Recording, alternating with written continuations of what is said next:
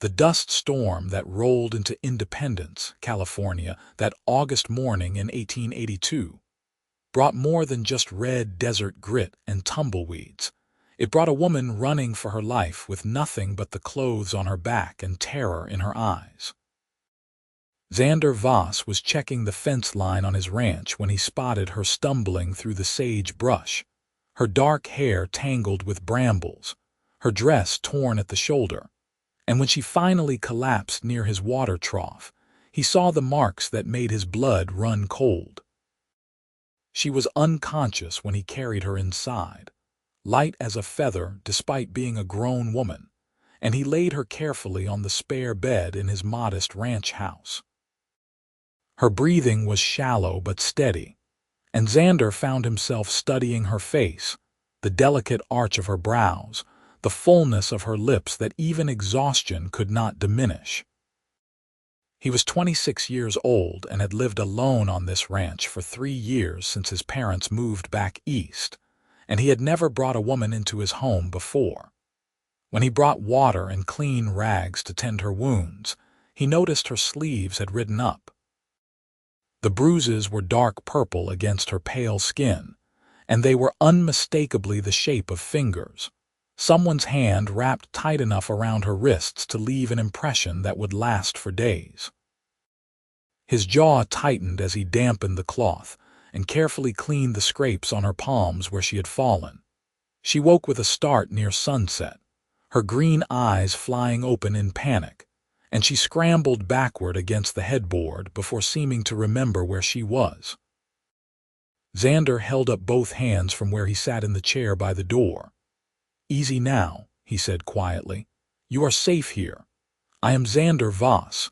This is my ranch about 5 miles south of Independence. I found you collapsed by my water trough this morning."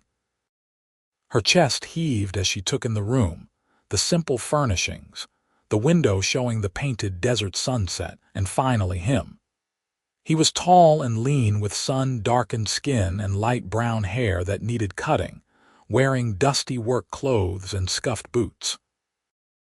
His face was kind, she decided, with lines around his eyes that spoke of laughter more than hardship. "Thank you," she whispered, her voice hoarse. "I did not mean to intrude." "You are not intruding. You are hurt." He gestured to the nightstand where he had left water and some bread. "Are you hungry? I am not much of a cook, but I can manage something better than that if you give me time." She shook her head, then seemed to reconsider and reached for the water with trembling hands. He noticed how carefully she moved, as though every muscle ached, and when she drank, he saw her wince as she swallowed. "What is your name?" he asked gently. She hesitated, and he saw the calculation in her eyes, the weighing of trust against necessity. "Miriam," she said finally. "Miriam Jensen." "Well, Miss Jensen, you are welcome to stay here as long as you need. I will not ask questions you do not want to answer, but if someone is looking for you, I should know what to expect." Her eyes filled with tears that she blinked back stubbornly. "He might come. I do not know. I ran when he went into town for supplies. I took nothing, just walked out the door and started running. I do not even know how far I came." Xander leaned forward, resting his elbows on his knees, keeping his voice calm and steady. "Who is he, my husband?" The word came out like poison. "Robert Jensen. We came out here from Missouri 6 months ago. He claimed a homestead about 30 miles north of here, up in the foothills. He said we would start fresh, that California would be good for us." She laughed bitterly. "He lied about everything. Did he do this to you?" Xander gestured to her wrists, though he already knew the answer. Miriam looked down at the bruises as though seeing them for the first time and slowly pulled her sleeves back down. "Yes, and worse. The nearest neighbor is 10 miles away. No one could hear me scream." The matter-of-fact way she said it made Xander's stomach turn. He had seen cruelty in his life, had witnessed bar fights and shootings, and the casual violence men inflicted on each other. But the idea of a man hurting a woman he had vowed to protect made rage simmer in his chest. He took a slow breath and pushed it down. Anger would not help her now. "You are safe here," he repeated. "I give you my word. He will not touch you again." She studied him for a long moment, and he let her take his measure. Finally, she nodded, and some of the tension left her shoulders. "Why are you helping me? You do not know me." "Because it is the right thing to do." He stood and moved toward the door, then paused. "And because no one deserves to live in fear. Get some rest, Miss Jensen. We can figure out the rest tomorrow."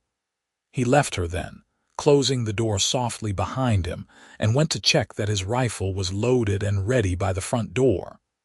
If Robert Jensen came looking for his wife, he would find Xander Voss waiting. The next morning, Miriam emerged from the bedroom wearing the same torn dress, her hair braided loosely over one shoulder. Xander was at the stove attempting to make coffee and fry eggs without burning either, and he turned when he heard her footsteps. "Good morning," he said. "How are you feeling?" "Sore, but better." She glanced at the stove. "May I help? I would be grateful. I can rope a steer and mend a fence, but cooking has never been my strong suit." A ghost of a smile crossed her face, and she moved to take over the eggs while he poured the coffee. They worked in companionable silence, and Xander noticed how she moved around the kitchen with practiced efficiency, how her hands were steady despite the bruises circling her wrists like bracelets. They ate at the small table by the window, and the morning sun streamed through, turning her dark hair to mahogany. She was beautiful, Xander realized, though it was a fragile beauty, like something that had been cracked and poorly mended. He wanted to ask more about what had happened to her, but he sensed she would talk when she was ready. "Tell me about your ranch," Miriam said instead, wrapping her hands around her coffee mug. "How long have you been here?" 3 years on my own, but my parents homesteaded this land in '74. I grew up here. They moved back to Ohio when my mother's health started failing, but I could not leave. This land gets in your blood." He gestured out the window at the sweeping vista of desert and distant mountains. "It is harsh and beautiful and honest. Nothing here pretends to be what it is not." "Unlike people," Miriam said quietly. "Unlike some people," Xander corrected. "But there are good folks in Independence. The sheriff is fair-minded. There is a doctor, a school, even a church if you are inclined. It is a real town, not just a whistle stop." She absorbed this information, her eyes distant. "I have not been to town since we arrived. Robert said it was too far, that we had everything we needed at the homestead, but really he just wanted to keep me isolated." "How long were you married before you came out here?" 2 years. He courted me properly, brought flowers to my father's house, said all the right things. My parents thought he was a good match. He worked at the mercantile and saved his money. He talked about dreams and futures. She set down her mug with deliberate care. "He waited until we were alone out here to show me who he really was, or maybe I just did not want to see the signs before." "It is not your fault," Xander said firmly. "Whatever he did, that is on him, not you." Her eyes glistened with unshed tears. "I used to think if I could just be better, cook better, keep the house cleaner, smile more, then he would stop. But nothing was ever good enough. And then I realized it was never about what I did. He just liked hurting me." Xander reached across the table and rested his hand palm up on the worn wood, an offering, not a demand. After a moment, Miriam placed her hand in his, and he closed his fingers gently around hers, careful of the bruises. "You are here now," he said. "And I meant what I said. You are safe." The days that followed fell into an unexpected rhythm. Miriam insisted on earning her keep, and despite Xander's protests that she was his guest, she began cooking proper meals, mending his clothes, organizing the chaos of his bachelor existence. He was gone most of the day working the ranch, checking the small herd of cattle, repairing equipment, hauling water, and the 100 other tasks that filled a rancher's life. But he found himself hurrying through his work, eager to return to the house where Miriam waited. They talked during dinner, long conversations that stretched into the evening as the desert cooled and the stars emerged overhead. She told him about growing up in Missouri, about her mother who died when she was 12, about her younger sister who married a pharmacist and seemed happy. He told her about learning to ride before he could walk, about the time a rattlesnake spooked his horse and he broke his arm in 2 places, about the loneliness of running a ranch alone. "Why did you never marry?" Miriam asked one evening as they sat on the porch watching the sunset paint the sky in shades of orange and pink. Xander considered the question, rocking slowly in his chair. "Never found the right person, I suppose. There are not many unmarried women out here, and the ones that are, well, we did not suit. I figured I would rather be alone than settle for someone who did not feel like home." "That is wise," Miriam said softly. "I wish I had been that wise." He looked at her, at the way the fading light caught in her hair, at the profile of her face as she gazed out at the desert. "You were young. We all make mistakes when we are young." "How old are you, Xander?" 26. "You?" 23, though I feel much older. She pulled her shawl tighter around her shoulders. "Do you think he is looking for me?" It was the first time she had mentioned Robert Jensen in 3 days, and Xander knew she must have been thinking about him constantly, waiting for him to appear on the horizon. "I do not know. But if he does come, I will be ready. I do not want you to get hurt because of me. That is not your concern. Besides, I am harder to hurt than I look." He gave her a reassuring grin and was rewarded with a small smile in return. But that night, Xander checked his rifle twice before bed and slept with one ear open for the sound of approaching horses. A week after Miriam arrived, Xander took her into Independence for supplies.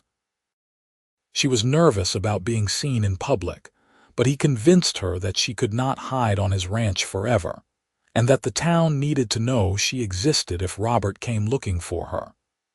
They took his wagon, and Miriam sat beside him on the bench seat, her hands folded tightly in her lap. Independence was a dusty, sun-baked town clustered around a main street lined with false front buildings. There was a general store, a saloon, a hotel, a church with a white steeple, and a dozen other establishments that served the ranchers and miners who worked the surrounding territory. People looked up as they passed, curious about the woman with Xander Voss, and he could feel Miriam shrinking beside him.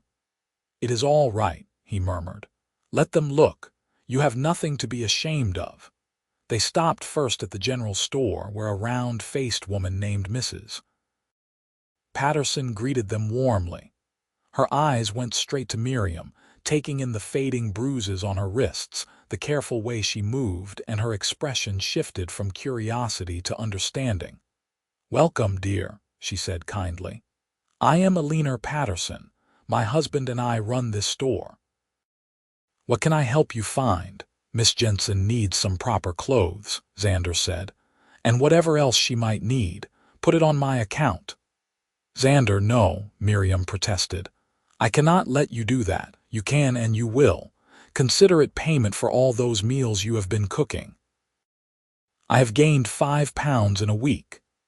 He patted his flat stomach for emphasis, and despite her worry, Miriam laughed. Mrs. Patterson showed Miriam to the back of the store where the dry goods and ready-made clothes were kept, and Xander wandered the aisles collecting supplies. He heard the 2 women talking in low voices, and then Mrs. Patterson emerged alone. "That girl has been through something terrible," she said bluntly. "Is she running from someone?" "Yes, madam, her husband. He hurt her and she ran. She is staying with me for now, somewhere safe." Mrs. Patterson nodded approvingly.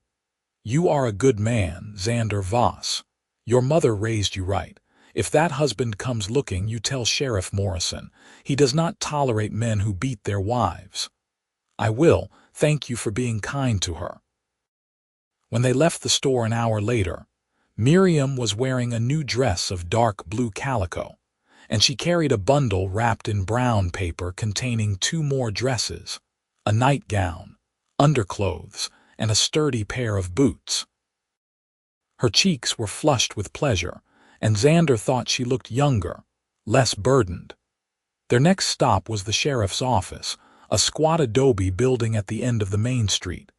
Sheriff Morrison was a weathered man in his 50s with iron-gray hair and sharp eyes that missed nothing. He listened carefully as Xander explained the situation, and then turned his attention to Miriam. "Mrs. Jensen, do you want to press charges against your husband?" Miriam bit her lip. "I just want him to leave me alone. I want a divorce, but I do not know how to get one." "That is a legal matter.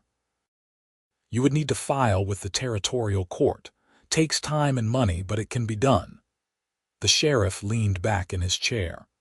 "In the meantime, if Robert Jensen comes into my town looking for trouble, I will make sure he does not find it. You have my word on that." "Thank you, Sheriff," Miriam said quietly. As they walked back to the wagon, Xander noticed Miriam glancing around nervously, as though expecting Robert to appear at any moment. He wanted to put his arm around her to offer comfort, but he was not sure if his touch would be welcome. So instead he kept pace beside her, a solid presence, and was gratified when she moved a little closer. On the ride back to the ranch, Miriam was quiet, lost in thought. Finally she said, "Everyone was so kind, I thought they would judge me." "Why would they judge you for leaving my husband?" "For running away. For not being strong enough to make my marriage work." Xander pulled the wagon to a stop and turned to face her fully. "Miriam, leaving took more strength than staying ever could. You chose to save yourself. That is not weakness. That is courage." She looked at him with those wide green eyes, and he saw something shift in her expression, a softening, a crack in the walls she had built around herself. "You really believe that?" "I do. And I hope someday you will believe it too." They stayed there for a moment, the desert stretching endlessly around them, the horses stamping impatiently. And then Miriam leaned over and kissed his cheek, a brief touch of her lips against his sun-roughened skin. "Thank you," she whispered. Xander felt that kiss burn through him like whiskey, but he just smiled and clicked to the horses, starting them forward again. His heart was pounding in a way that had nothing to do with fear, and everything to do with the woman sitting beside him. That night after dinner, they sat on the porch as had become their habit. The air was cooling, bringing relief from the day's heat, and somewhere in the distance a coyote called. Miriam had been quiet all evening, and Xander did not push her to talk. He had learned that silence with her was comfortable, that they did not need to fill every moment with words. "Xander," she said finally, "can I ask you something personal?" "Of course." "You said you never found someone who felt like home. What does that mean to you?" He rocked in his chair, considering. "I suppose it means someone who makes you feel at peace. Someone you do not have to pretend around, who sees you completely and still wants to stay. Someone who turns a house into something more." He glanced at her. "Why do you ask?" "Because that is what this feels like, being here with you, like coming home after being lost for a very long time." She twisted her hands together in her lap. "I know I have only been here 2 weeks. I know it is too soon to feel this way, but I cannot help it. You make me feel safe in a way I have never felt before, not even before I married Robert." Xander stopped rocking. His pulse was loud in his ears. "Miriam, you do not have to say anything," she said quickly. "I just needed you to know. After everything that happened, I thought I would never want a man to touch me again, that I would never trust again. But then you found me, and you have been nothing but kind and patient and good, and I find myself thinking about you all day, wondering if you will smile at me when you come in from the fields, hoping you will sit close to me at dinner." She laughed shakily. I sound foolish. You do not sound foolish. Xander stood and crossed to where she sat, then knelt beside her chair so they were at eye level. You sound brave and honest, and I am glad you told me because I have been feeling the same way and did not know if I had the right to say so. Her eyes widened. You have. From the moment I saw you, I felt something, and every day since, it has only grown stronger. You walk into a room and it is like the sun came out. You laugh and I want to hear that sound for the rest of my life. I know your marriage is not ended, that there are legal complications, that this is messy and complicated. But I do not care about any of that. I just care about you. Miriam reached out tentatively and touched his face, her fingers tracing the line of his jaw with wonder. I did not think men like you existed. I am not special. I am just a rancher who happened to be in the right place at the right time. You are special to me, she whispered. He covered her hand with his, then turned his face to press a kiss to her palm. She shivered at the contact but did not pull away. Slowly, giving her time to refuse, he leaned in and kissed her lips, a gentle brush of contact that tasted like hope and coffee and new beginnings. When they parted, Miriam was crying, but she was smiling too. I was so afraid I would never feel anything good again. You will feel a lot of good things, Xander promised. I am going to make sure of it. They spent the next few weeks in a haze of discovery, learning each other with the tentative joy of people who had been starved for affection. Xander taught Miriam to ride his gentlest mare, and they explored the ranch together, riding out to the creek that ran along the northern boundary, finding shade under the cottonwood trees that grew there. She was a natural horsewoman, he discovered, sitting the saddle with grace once she overcame her initial nervousness. Miriam showed Xander her sketches, drawings she had made of the desert landscape, of the ranch house, of him working in the corral. He was stunned by her talent, by the way she captured light and shadow with just charcoal on paper. These are beautiful, he said, leafing through her sketchbook. Where did you learn to draw like this? My mother taught me. She was an artist before she married my father. She said art was the one thing no one could take from you. Miriam took the book back gently. Robert hated when I drew. He said it was a waste of time, so I stopped. You should never stop. This is a gift. She looked up at him with shining eyes. Will you pose for me sometime? A proper portrait, not just sketches. I would be honored. They kissed often now, stealing moments throughout the day, quick touches as they passed each other in the kitchen, longer embraces in the evening when the work was done. Xander was careful to always let Miriam set the pace, to never push for more than she was willing to give. He knew she was healing from wounds that went deeper than the bruises on her skin, and he was content to wait.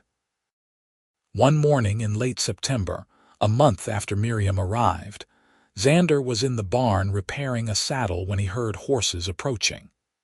He stood quickly, reaching for the rifle he now kept close at all times, and moved to the barn door. 3 men rode into the yard. The one in the lead was tall and thin with lank brown hair and a mean set to his mouth. Even from a distance, Xander could see the cruelty in his eyes.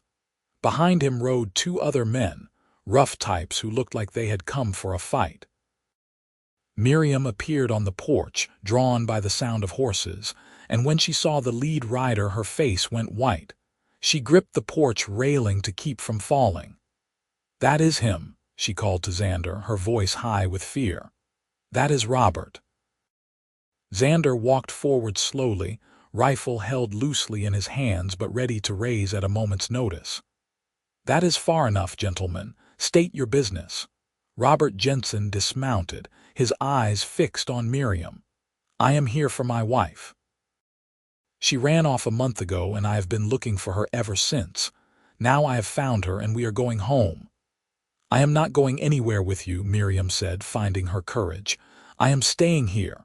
Robert's face flushed with anger. You are my wife. You do what I tell you."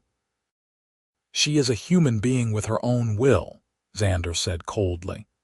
"And she just told you she is not going with you, so I suggest you mount up and ride out of here before this gets ugly. Who the hell are you to interfere between a man and his wife?" "I am the man who found her after you beat her half to death and left her so scared she ran into the desert without even a canteen. I am the man who has been taking care of her while you were God knows where, and I am the man who is telling you to leave. Now." Robert took a step forward, his hand moving to the gun at his hip.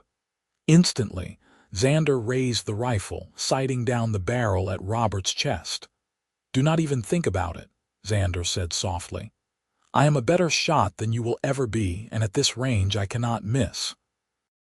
Your friends there look like they might be smart enough to know when they are outmatched.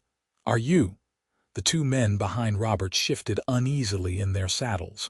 One of them said, "Robert, maybe we should go. This is not worth dying over."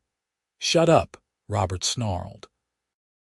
"Miriam, get over here right now, or I swear to God I will burn this place to the ground." "Try it and you will hang for arson," said a new voice. Sheriff Morrison rode into the yard, his own gun drawn, his deputy beside him. "I got word you were in the area asking about your wife, Jensen, and I figured you might come looking for trouble. Looks like I was right."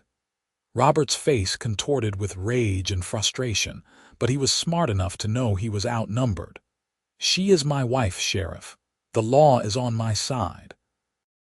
The law says a man cannot beat his wife until she fears for her life.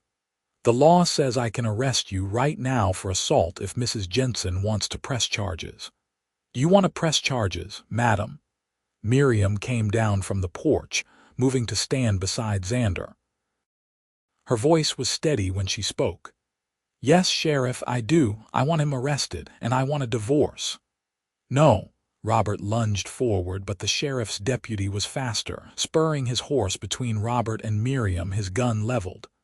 "That is enough," Sheriff Morrison said firmly. "Robert Jensen, you are under arrest for assault. Put your hands where I can see them." "You cannot do this. She is my wife. Actually, I can, and I am. Now we can do this the easy way, or you and your friends can spend the night in a cell with some lumps on your heads. Your choice."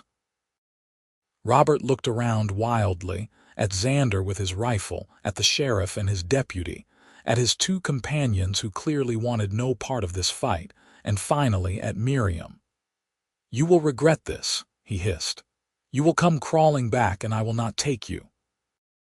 I would rather die alone in the desert than spend another minute with you," Miriam said with icy calm. The sheriff handcuffed Robert and hauled him onto his horse, and his two friends rode off without a backward glance, clearly glad to be done with the whole affair. As the sheriff led Robert away, the man kept shouting threats over his shoulder until they were out of earshot. Xander lowered his rifle and turned to Miriam. She was shaking, he realized, trembling like a leaf in a high wind. He set the rifle aside and pulled her into his arms, and she collapsed against him, sobbing. "It is over," he murmured into her hair. "He is gone. You are safe." "I was so scared," she choked out. "I thought he would kill you. I thought he would take me. Never, I would never let him take you." They stood there for a long time, holding each other in the morning sun, until Miriam's tears subsided and her breathing steadied. When she finally pulled back, her eyes were red but determined. "I need to file those divorce papers," she said. "I need to end this properly. We will go to town tomorrow and start the process. Whatever you need, I will be there." She touched his face gently. "I know you will. You have been there since the beginning." The divorce proceedings took 3 months, a tedious process of paperwork and legal maneuvering made more complicated by Robert's arrest for assault. He was sentenced to 6 months in jail, which gave Miriam breathing room to file her petition without him contesting it. The territorial judge, a stern-faced woman named Judge Harrington who had no patience for men who hurt women, granted the divorce on grounds of cruelty and abuse. When Miriam walked out of the courthouse in December with the signed papers in her hand, she turned to Xander with a radiant smile. "I am free," she said wonderingly. "I am actually free." "Yes, you are." He wanted to kiss her right there on the courthouse steps, but he held back, aware of the curious eyes watching them. That night, back at the ranch, they celebrated with a dinner that Miriam had been planning for days. She had made a roast with potatoes and carrots, fresh bread, and an apple pie that filled the house with the scent of cinnamon. They ate by candlelight, talking and laughing, and when the meal was finished, Xander stood and held out his hand. "Dance with me," he said. "There is no music." "We do not need music." She placed her hand in his and let him pull her close, and they swayed together in the small kitchen, moving to a rhythm only they could hear. Xander could feel the heat of her body through the thin fabric of her dress, could smell the lavender soap she used in her hair. When he looked down at her, she was gazing up at him with an expression that made his heart stutter. "I love you," he said. The words came out easily, naturally, like breathing. "I have loved you for months, but I did not want to say it until you were truly free. But now you are, and I cannot hold it in any longer. I love you, Miriam Jensen. I love your strength and your kindness and the way you hum when you cook. I love waking up knowing you are here. I love the future I see when I look at you." Tears spilled down her cheeks, but she was smiling. "I love you too, Xander Voss. I have loved you since you knelt beside my chair and told me I was brave. Maybe even before that, from the moment you carried me into your house and gave me safety when I had nothing. You saved my life in every way a person can be saved." He kissed her then deeply, pouring all his love and desire and hope into that kiss. She responded with equal fervor, her arms wrapping around his neck, her body pressing against his. When they finally parted, both were breathing hard. "Marry me," Xander said. "Not now, not tomorrow, but someday when you are ready. Marry me and stay here forever. Let me spend the rest of my life proving that love can be good and kind and safe." "Yes," Miriam whispered. "Yes, I will marry you, and I am ready now, Xander. I do not want to wait. I have wasted enough time being afraid. I want to start my real life with you." They were married in January of 1883 in the little church in Independence with half the town in attendance. Miriam wore a dress of white lace that Mrs. Patterson had helped her sew, and Xander wore his best suit, and when the preacher pronounced them husband and wife, the kiss they shared was met with enthusiastic applause. The reception was held at the town hall, with music and dancing and food brought by everyone who attended. Sheriff Morrison gave a toast about courage and new beginnings. Mrs. Patterson cried happy tears and hugged Miriam like a daughter. Even Judge Harrington attended, severe as ever but with a small smile on her face. As Xander and Miriam danced their first dance as husband and wife, he leaned close and whispered, "Are you happy?" "I am more than happy," she replied. "I am home." They spent their wedding night at the ranch, and Xander was infinitely patient and gentle, letting Miriam lead, making sure she felt safe and cherished. She had been so afraid that her experiences with Robert would have ruined this for her, but with Xander everything was different. His touch was reverent, not demanding. He whispered words of love, not degradation, and when they finally came together, it was with a tenderness that made her weep with joy. "I have you," Xander murmured, holding her close afterward. "I will always have you. You are safe. You are loved." "I know," she said, curling into his warmth. "I finally know. The years that followed were good ones, full of the hard work and simple pleasures of ranch life." Miriam thrived in the clear desert air, her art flourishing as she captured the landscape she had come to love. She sold her drawings in town, and eventually a gallery in San Francisco began representing her work. Xander expanded the ranch, adding more cattle and buying the neighboring property when old Mr. Hawkins decided to retire. In the fall of 1884, Miriam gave birth to their first child, a son they named Samuel, after Xander's father. He was a healthy baby with his father's light hair and his mother's green eyes, and Xander was completely besotted from the moment he held him. "I never knew I could love something this much," he said, cradling the infant with infinite care. "You are going to be a wonderful father," Miriam said, watching them from the bed. She was tired but glowing, and Xander thought she had never been more beautiful. 2 years later, a daughter arrived, tiny and fierce and perfect. They named her Rose, and she had dark hair like her mother and lungs that could wake the dead when she wanted attention. Samuel was enchanted with his baby sister, always wanting to help feed her or rock her cradle. Life fell into a comfortable rhythm. Mornings were for chores and breakfast as a family. Days were for work, Xander in the fields and Miriam managing the household and her art. Evenings were for stories and laughter and the quiet joy of being together.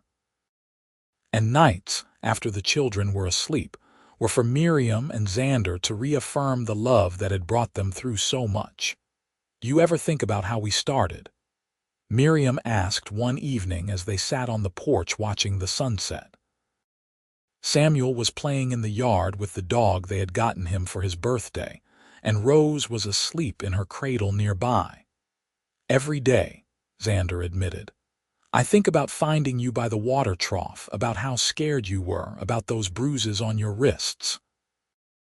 He reached over and took her hand, running his thumb over the spot where the bruises had been. The marks were long gone, replaced by sun-browned skin and the calluses of honest work. "And then I think about how far you have come, how strong you are, and I am just in awe of you." "We came far together," Miriam corrected. "I could not have done it without you." "Yes, you could have. You are the bravest person I know, but I am glad you did not have to do it alone." She leaned over and kissed him, a kiss that still made his pulse race after all these years. "So am I." In 1887, when Samuel was 3 and Rose was 1, they received word that Robert Jensen had died in prison. He had gotten into a fight with another inmate and been stabbed. The news came via a letter from Sheriff Morrison, and Miriam read it twice before setting it down. "How do you feel?" Xander asked carefully. She considered the question. "Relieved. Not glad exactly, but relieved. It means he can never come back. It means that chapter is truly closed." She looked at Xander. "Is that terrible?" "No, it is honest." He pulled her into his arms. "You do not owe him grief. You do not owe him anything." "I owe him one thing," Miriam said quietly. "If he had not been so terrible, I would never have run. And if I had never run, I would never have found you. So in a strange way, his cruelty led me to the greatest happiness I have ever known. I do not forgive him for what he did, but I can let go of the anger now. I can just be grateful for what I have." That night, they burned the letter in the fireplace and watched the pages curl and blacken. And then they went upstairs and made love with the passion and tenderness that still characterized their marriage, and Miriam fell asleep feeling lighter than she had in years. More children followed. A second daughter, Clara, in 1889, with Xander's smile and a mischievous streak a mile wide. Another son, Daniel, in 1891, who was quiet and thoughtful and loved animals. The ranch house grew to accommodate the expanding family, with additions and extra bedrooms and a proper studio for Miriam where she could paint and draw. The children grew up healthy and happy, surrounded by love and the beauty of the desert. Samuel helped his father with the ranch from a young age, learning to ride and rope and care for the animals. Rose had her mother's artistic talent and covered every surface with drawings. Clara was the wild one, always climbing trees and coming home with scraped knees and stories of adventure. Daniel preferred books and could often be found in the barn reading to the horses. On their 10th wedding anniversary in 1893, Xander surprised Miriam with a trip to San Francisco to see her work displayed at the gallery. They left the children with Mrs. Patterson, who adored them, and spent a week in the city, marveling at the bustle and the cable cars and the ocean that stretched endlessly to the horizon. At the gallery, Miriam stood in front of her paintings, stunned to see them framed and hung and admired by strangers. There were desert landscapes and portraits of the children and sketches of ranch life, all rendered with the skill and passion she had poured into her work. "You did this," Xander said, standing beside her. "You turned pain into beauty. You took all the darkness you survived and transformed it into light." She leaned against him, emotional. "I had a good teacher. You showed me what light looks like." They walked along the beach that evening, holding hands like the young lovers they had been 10 years ago. The sun set over the Pacific, painting the sky in shades of gold and crimson, and Miriam thought about the girl who had run into the desert with nothing but fear and desperation. That girl seemed like someone from another lifetime.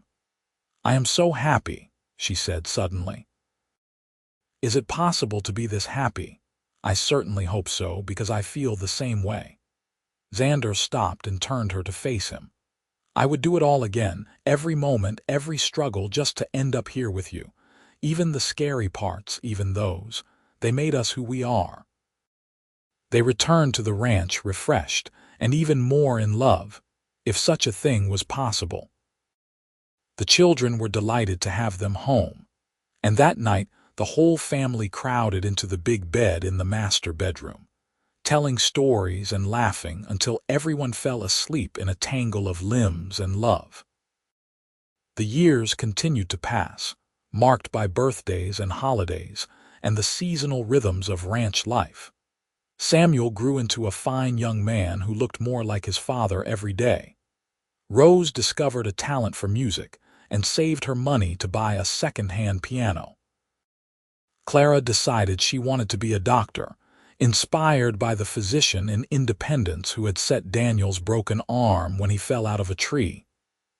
Daniel wrote poetry and talked about becoming a teacher. Xander and Miriam watched their children grow with pride and wonder, knowing that they had built something good and lasting. The ranch prospered, providing a comfortable living and a legacy to pass down. But more than that, they had created a home filled with love and laughter and safety. Everything Miriam had once thought impossible. On warm evenings, they still sat on the porch together, now with grandchildren beginning to arrive as Samuel married a sweet schoolteacher named Anne and Rose fell in love with the son of a neighboring rancher. The cycle continued, love building on love, family expanding to include new branches. One such evening in 1905, when they were both in their 40s and their hair was starting to show gray, Miriam turned to Xander and said, "Do you remember the question you asked me that first week?" He thought for a moment.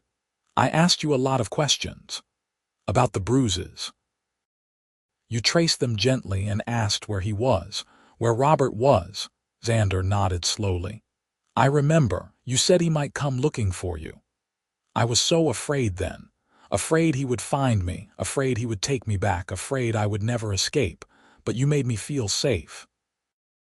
You gave me a place to heal, and then you gave me a reason to live again, to hope again, to love again."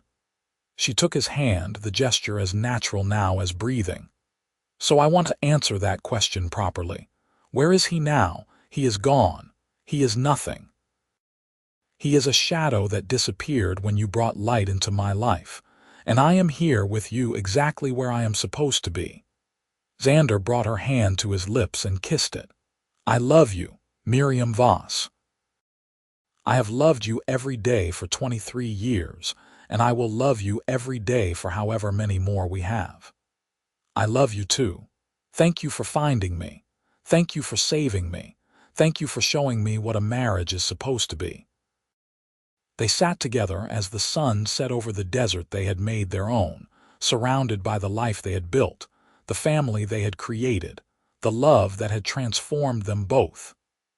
In the distance, they could hear their grandchildren playing, their laughter carried on the evening breeze. Miriam had come to this ranch broken and afraid, marked by another man's cruelty, running from a nightmare she thought would never end. But Xander had seen past the bruises to the woman beneath, had offered her kindness when she expected only pain, had loved her when she thought herself unlovable. And now, more than 2 decades later, she was whole. She was happy. She was home. The stars began to appear overhead, brilliant in the clear desert sky, and Xander wrapped his arm around his wife's shoulders. She leaned into him with the trust of long years and deep love, and they watched the night come on together, knowing that whatever tomorrow brought, they would face it side by side, the cowboy and the woman he had saved, who had in turn saved him from a life without her. In the house behind them, dinner was waiting, and children and grandchildren would soon gather around the table, continuing the tradition of family and love that Xander and Miriam had begun all those years ago. The bruises were long healed, the pain transformed into wisdom, the fear replaced by joy. And if anyone had asked Miriam whether she believed in second chances, in the possibility of happiness after despair, in the redemptive power of love, she would have pointed to the ranch, to the man beside her, to the family they had created together, and said simply, "I am living proof." The desert wind blew softly across the land, carrying with it the scent of sage and possibility, and in that moment, everything was exactly as it should be. The story that had begun with bruises shaped like fingerprints and a cowboy's gentle question had become a testament to resilience and hope, a love story that would be passed down through generations, a reminder that even in the darkest moments, there is always the possibility of light. And they lived happily ever after, not because their life was perfect or without challenges, but because they faced everything together with love and courage and unwavering commitment. The ranch continued to thrive. The children grew into remarkable adults who carried forward the lessons their parents had taught them. And Xander and Miriam grew old side by side, still holding hands on the porch each evening, still finding new ways to make each other smile. When Xander passed away peacefully in his sleep at the age of 81, surrounded by his wife and children and grandchildren, his last words were, "I love you, Miriam. Thank you for saying yes." And when Miriam followed him 3 years later, at the age of 81, her children found a letter she had written to be read after her death. In it, she told the whole story, from the terrified woman running through the desert to the matriarch of a loving family, and she ended with these words, "If you take nothing else from my life, remember this. It is never too late to start over. It is never too late to find love. And it is never too late to become the person you were meant to be. I was given a second chance by a good man with a kind heart, and I spent every day of our life together being grateful.